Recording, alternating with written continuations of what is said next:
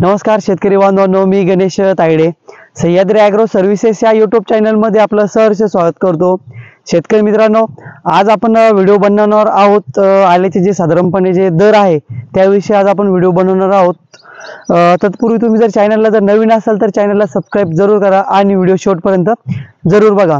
शेतकरी मित्रांनो, सातारा साईडचे पण आपण रेट घेतले, त्यानंतर छत्रपती संभाजीनगर मध्ये आल्याचे जे रेट आहे तर ते काय चालू आहे ते पण आपण रेट घेतलेले आहे।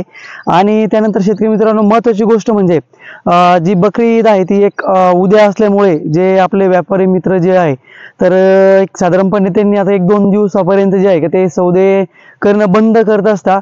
तर त्या अनुषंगाने जे दरामध्ये आहे तर ते दरामध्ये थोडेफार मागे पुढे बदल होत असतातच आणि झालेले पण आहे, त्यामध्ये काही शंका नाही आहे।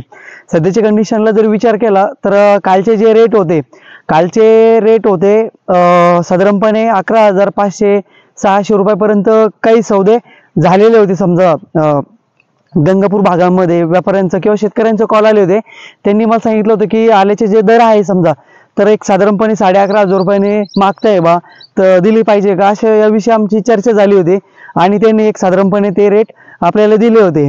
तर शेतकरी मित्रांनो, सांगणं हेच आहे की आल्याच्या ज्या दरामध्ये आहे तर ती जास्त पण चेंजेस होणार नाही। जसं काही शेतकऱ्यांना वाटतं की आल्याच्या दरामध्ये उतार होऊ शकतो किंवा मग रेट जे आहे का ते कमी होऊ शकतं बा, बदल होऊ शकतो जास्त मोठा काही, तसं काही विषय नाही आहे। कारण की शेतकरी मित्रांनो, मार्केटमध्ये जो माल पाहिजे तो माल आता पुरेसा राहणार नाहीये, माल कमी पडणार आहे, त्यामुळे मार्केटमध्ये जे आल्याचे जे दर आहे त्यामध्ये जास्त काही चेंजेस होणार नाहीये। पण एक साधारणपणे जर विचार केला तर 1 ते 2 दिवस मार्केट चालू कमी असतं। समजा बकरी ईदमुळे जे आहे की जो एक सणचा जास्त मोठा असल्यामुळे तर मार्केट दरामध्ये किंवा मग जे व्यापारी आहे, बरेचसे व्यापारी जर विचार केला पण तर मुस्लिम बांधव जे असतात ते व्यापार करत असतात समजा आल्यामध्ये, तर त्यांनी एक सण असल्यामुळे तर ते सौदे स्टॉप करत असतात 1 ते 2 दिवसापर्यंत।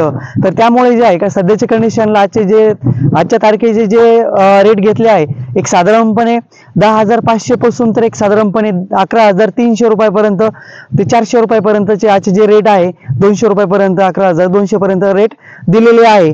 शेतकरी मित्रांनो, आपल्या मालाची जशी क्वालिटी आहे तशी आपल्याला दर मिळणार आहे। बरेचशा शेतकऱ्यांचे रेट आले की बरेचशा शेतकऱ्यांचं म्हणणं झालं की आमच्या भागामध्ये या दराने अद्रक खरेदी करताय, कमी दराने करताय। शेतकरी मित्रांनो, तशा काही विषय नाहीये। आपल्या मालामध्ये जर क्वालिटी असेल, आपला माल VIP असेल तर त्याला चांगल्याच प्रकारचे आपल्याला रेट मिळणार आहे। जसं तुमचा मालाची क्वालिटी तसे तुमचे रेट त्यामध्ये ठरवले जाणार आहे।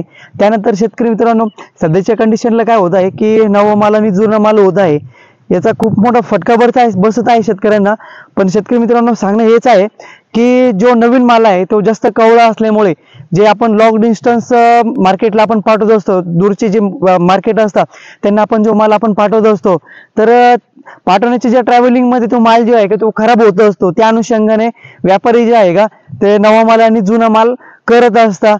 पण आपल्याला सौदा करते वेळेस आपण काळजी घेणं खूप गरजेचं आहे की आपण नवीन माल काय भाव देतोय आणि जुना माल काय भाव देतोय, त्याचबरोबर आपल्या प्लॉटमध्ये नवीन माल किती प्रमाणात निघतोय आणि जुना माल किती प्रमाणात निघतोय त्या अनुषंगाने आपण सौदा करणं खूप गरजेचं आहे। शेतकरी मित्रांनो, या प्लॉटमध्ये आपण जो आलेला आहे हा खोडवा प्लॉट आहे। हा प्लॉट आपल्या मार्गदर्शनाखालीच डेव्हलप झालेला आहे। मागील वर्षी शेताची जी तयारी करणं, नांगरट करणं, त्यासोबत शेणखत वापरण्यापासून तर आताच्या कंडिशन पर्यंत हा प्लॉट आपल्याकडे होता। मागील वर्षीपासून आपण जर विचार केला तर प्लॉट एकदम चांगल्या प्रकारे डेव्हलप झालेला होता मागील वर्षी।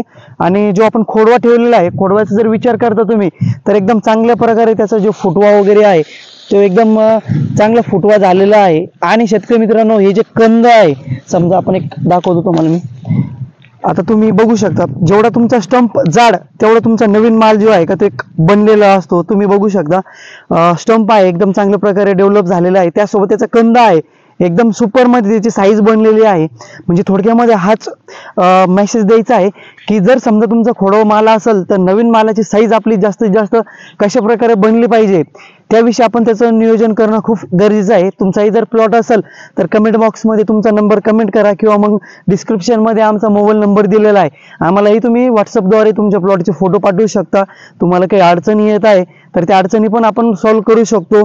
शेतकरी मित्रांनो, या व्हिडिओमध्ये आपण चर्चा केली खोडवा प्लॉटचं नियोजन कसं केलं पाहिजे, थोडक्यामध्ये त्याची साईज कशी फास्टमध्ये वाढली पाहिजे, याविषयी आपण पुढील व्हिडिओमध्ये नक्की चर्चा करू। आजच्या कंडिशनला आल्याचे जे दर आहे ते काय आहे त्याविषयी आपण चर्चा केली। शेतकरी मित्रांनो, या व्हिडिओमध्ये जे मी बाजारचे जे रेट दिलेले आहे ते साधारणपणे एक अंदाज दिलेला आहे। यामध्ये येणाऱ्या 2-3 दिवसामध्ये बदलही होऊ शकतो, कमी होऊ शकतो किंवा जास्तही होऊ शकतो। जर समजा कदाचित जरी रेटमध्ये जर काही बदल झाला तर नक्कीच तुम्हाला 2 ते 3 दिवसामध्ये लवकरच व्हिडिओ करण्याचा प्रयत्न करू। तुम्ही व्हिडिओ शेवटपर्यंत बघितला त्याबद्दल तुमचे धन्यवाद। चॅनलला नवीन असाल तर चॅनलला सबस्क्राईब जरूर करा। धन्यवाद।